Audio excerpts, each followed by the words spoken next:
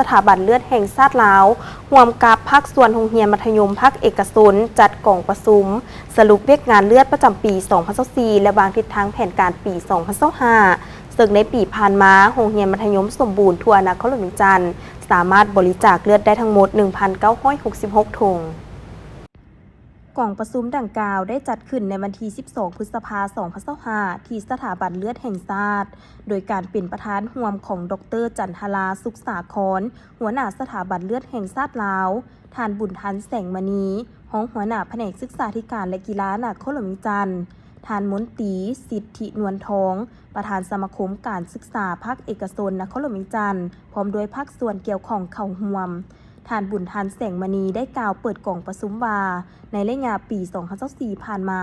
ประเทศของพวกเขาได้รับผลกระทบจากสภาพความยุ่งยากทางด้านเศรษฐกิจเฮ็ดให้หลายแขนงการก็ได้มีผลกระทบในการปฏิบัติเวียกงานในนั้นขบวนการปลุกระดมบริจาคเลือดแบบสมัครใจบ่เฮ็ดห้องสิ่งตอบแทนก็ได้รับผลกระทบหลายพอสมควรอยู่บรรดาศูนย์เลือดทั่วประเทศซึ่งก็เป็นสิ่งท้าทายถึงขบวนการปลุกระดมคนควายบริจาคเลือดและการสนองเลือดที่ปลอดภัยให้แก่เพื่อนมนุษย์ด้วยกันนอกนั้นก็ยังมีภัยพิบัติทางธรรมชาติและการระบาดของพยาธิไข้เลือดออกน้ำอีกถึงแนวใดก็ตามขบวนการบริจาคเลือดพวกเขาก็ได้เอาใจใส่จัดตั้งปฏิบัติอย่างตั้งหน้าร่วมกับการจัดตั้งขันต่างๆโดยเฉพาะโกเมนอยู่บรรดาโรงเรียนมัธยมสมบูรณ์ต่างๆในทั่วนครหลวงจันทร์ก็ได้เข้าร่วมอย่างตั้งหน้าและมีผลสำเร็จในระดับหนึ่ง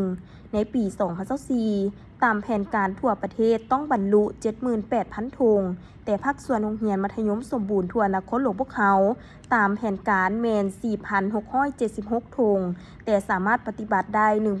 1,966 ถุงถ้าเทียบใส่แผนการแมนลุดแผนการ 2,710 ถุงบรรลุ 42 ส่วนห้อยซึ่งในนี้ก็มีหลายภาคส่วนในนครหลวงได้ประกอบส่วนในขบวนการปลุกระดมบริจาคเลือดเพื่อให้บรรลุตามคาดหมายดังกล่าวสำหรับปี 2025 ตามแผนการและคาดหมายสู่โซนที่สภาแห่งชาติทับฮ้องทั่วประเทศต้องบรรลุ 84,000 ถุงในนี้ศูนย์กลางกระทรวงองค์การและนครหลวงเวียงจันทร์ต้องบรรลุ 34,400 ถุงและท้องถิ่น 46,000 ถุงเพื่อตอบสนองเลือดให้เพียงพอกับความต้องการของคนเจ็บที่เพิ่มขึ้นในปี 2024 สถาบันเลือดแห่งชาติและศูนย์เลือดแครงได้มีแผนการวางตัวเลขเป้าหมายสู่โซนทั่วประเทศต้องบรรลุ 78,000 ถุงและปี 2025 ให้บรรลุ 84,000 ถุงโดยได้จัดแบ่งให้แต่ละแครงทั่วประเทศได้จัดตั้งปฏิบัติร่วมกัน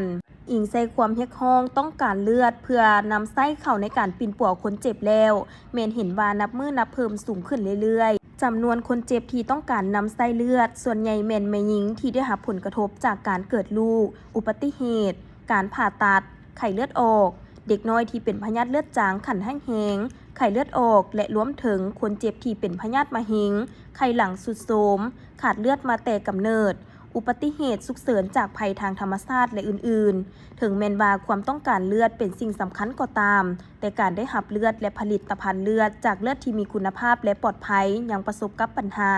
ยังบ่ทันเพียงพอกับความต้องการและยังเป็นสิ่งท้าทายในด้านการปลุกระดมบริจาคเลือดเพื่อให้ได้ตามคาดหมายที่วางไว้นอกนี้ท่านยังได้เรียกร้องมายังโรงเรียนมัธยมสมบูรณ์ทุกภาคส่วนจะต้องได้เอาใจใส่ปรับปรุงแก้ไขให้ดีขึ้นและร่วมกันปรึกษาหารือแลกเปลี่ยนน้ำกันและร่วมกันวางแผนการปลุกระดมบริจาคเลือดในปี 2025 พร้อมทั้งกำหนดคาดหมายสู่โซนและวันเวลารับบริจาคเลือดอยู่ภาคส่วนโรงเรียนมัธยมสมบูรณ์ให้มีผลสำเร็จตามคาดหมายที่วางไว้